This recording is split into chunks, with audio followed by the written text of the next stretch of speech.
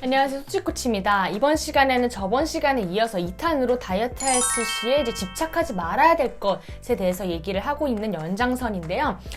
이전 영상을 안 보고 오셨던 분들이라면 보고 오시면 더 도움이 되겠습니다. 그렇다면 다이어트 했을 시 집착하지 말아야 될 것 무엇이 있는지 지금 바로 알아보겠습니다. Let's get it!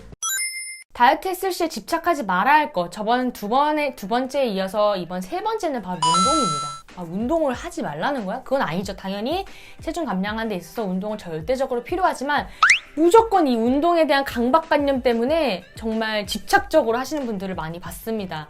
아침 8, 9시에 출근인데 막 새벽 5시 막 이렇게 일어나가지고 6시부터 새벽 운동으로 막 한두 시간씩 헬스장 가서 뛰거나 런닝을 하고 출근을 하시고, 그 다음에 일을 한 다음에 다시 밤에 또 헬스장 가서 막 운동을 하고 밤에 11시, 12시 넘어서 자는데도 하루 수면 시간을 5시간 이하로 줄이면서도 양옆으로 막 운동을 껴서 다이어트를 하겠다는 의지를 불태우신 분들, 살이 제대로 빠질 수가 없습니다. 이렇게 과도한 운동은 우리 몸에 악영향을 오히려 끼치기 때문인데, 대표적으로는 자율신경 불균형과 활성산소를 좀 들을 수가 있습니다. 우리가 식품에서도 뭐 항산화 식품 이런 거 많이 먹고 화장품을 바를 때도 안티에이징 이런 거 많이 바르잖아요. 그만큼 항산화, 산화가 되는 늙어지는 것을 막기 위한 거, 그러니까 우리가 노화가 되는 과정을 줄이는 과정을 굉장히 신경을 많이 쓰는데, 사실 과다한 운동은 이런 활성산소를 과다하게 이제 생성시켜서 오히려 우리가 노화 속도가 빨라지는 현상을 겪을 수 있습니다. 그래서 단편적인 예로 운동선수들이나 이제 보디빌딩 선수분들이 다른 일반인 분들보다는 수명이 짧은 것이가 좀 더 알려진 부분이 있잖아요. 이런 것도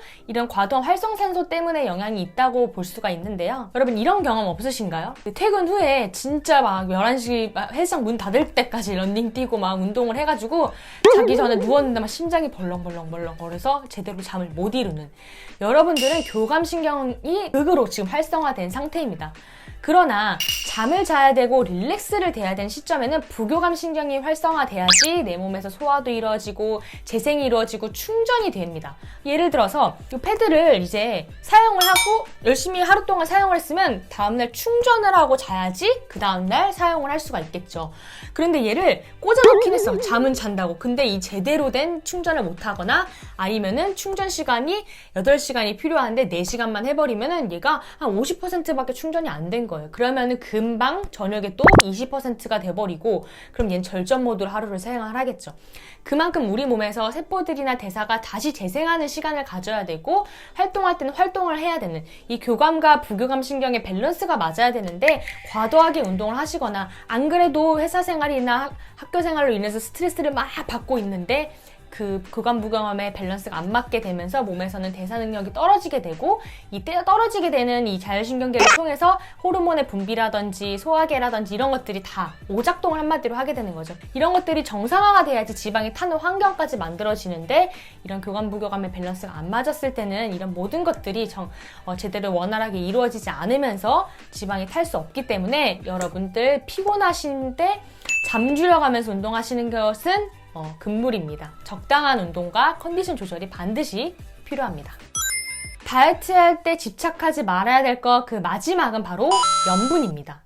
짜게 먹지 말라는 거예요? 아니, 짜게 먹으라는 거예요? 당연히 염분을 신경 써야 되는 거 아닌가요? 라고 이제 말씀하실 것 같은데요. 여기서 집착은 너무 무염으로 드시는 분들이 의외로 많다라는 사실. 식당 구성을 보면 아무것도 간이 안 된 닭가슴살과 계란, 그리고 샐러드, 아무 드레싱이 없는 요런 게 한 끼. 그 다음에 뭐 밥에다가 현미밥 좋다고 해서 현미밥에다가 이제 생김이나 생상추 막 이런 것만 싸드시고, 이렇게 염분 조절을 너무 극단으로 줄이시는 분들이 꽤 있다라는 사실입니다. 그러나 오히려 과도한 염분 제한은 요요도 오기 쉽게 만들 수가 있는데요. WHO 기준 권장 소금 섭취량은 5g, 나트륨 2000mg으로 보통 이제 1500에서 3000까지는 다 안정을 하는데, 한국인 전체 평균이 4646mg입니다. 근데 사실 해외 나가보면은 미국이라든지 유럽이라든지 드시면은 진짜 짜거든요. 음식이 한국보다 더 짜다고 생각이 드는데, 왜 유달리 우리나라만 높지라고 봤을 때는 우리나라의 음식이 대부분 염장 반찬이 굉장히 많죠. 그 다음에 국을 같이 먹는 그런 한식 문화가 있기 때문에, 우리가 너무 차가우면, 특히 아이스크림 같은 거 딱딱한 거 너무 차가우면은 단맛이 세게 안 느껴집니다. 근데 걔 다 녹은 거 먹으면 진짜 달고요. 국물 같은 경우는 너무 뜨거우면 그 짠맛을 모르는데, 다 식은 국물을 먹으면 굉장히 짠 형태. 라면 한 개에는 약 1800mg이 들어있고요. 김치찌개에는 한 1960mg. 그러니까 3끼를 라면만 먹으면 당연히 이제 염분 초과겠죠. 여기서 좀 주의해 주셔야 될 부분은 너무 정제된 식품 첨가물의 나트륨이 아니라 천일염이라든지 구운 소금이라든지 죽염 이런 미네랄이 많은 좋은 소금에도 질이 있다. 좋은 소금을 먹는 것이 사실 중요하긴 합니다. 근데 현대인들이 그걸 다 찾아서 먹기 힘들지만 그래도 집에 있는 소금만큼은 뭐 좋은 소금으로 바꿔보는 건 가능하겠죠. 그다음에 찌개류나 국물류 드실 때는 아예 배척하는 게 아니라 거기 있는 건더기 정도는 반찬 형태로 드시는 거 괜찮고요. 밥보다 반찬의 양이 너무 과다하게만 이제 구성을 안 해주시면은 충분히 염분을 섭취하면서 다이어트 하시는 게 필요하다. 그래서 사실 닭가슴살이나 두부나 계란 이런 것도 다 소금 간 해서 드시는 게 좋아요. 샐러드도 어느 정도 부어서 막 비벼 먹는 건 아니지만 발사믹이라든지 이런 것들 쫙 찍어가지고 찍먹 형태로 샐러드 드시는 게 좋고요. 그러나 이제 질병이 있으신 분들은 당연히 전문의와 좀 상담을 먼저 해보고 하시는 게 맞을 것 같고요. 한 연구를 좀 찾아보게 되면은 신체가 소금을 붙잡고 있도록 돕는 호르몬이 바로 이 레닌, 안지오텐신, 알도스테론 이런 것들이 있습니다. 그런데 이런 저염식이 오히려 인슐린 저항성을 높인다라는 연구 결과가 있고요. 반대로 여자만 염분 섭취량이 높아지면 인슐린 저항이 높아진다. 여긴 또 염분 섭취량이 너무 높으면 인슐린 저항이 높아진다.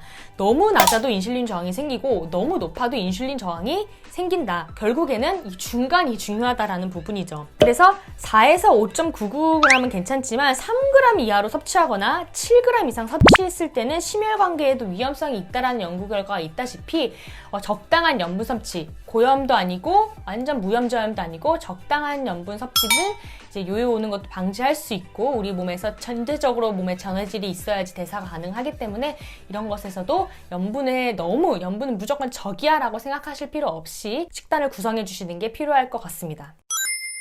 자, 이렇게 해서 다이어트 했을 때 너무 집착하지 말아야 될 걸 그러면 어떻게 좀 바꿔보면 좋을지에 대해서 알아보았는데요. 결론은 그거 같아요. 과유불급.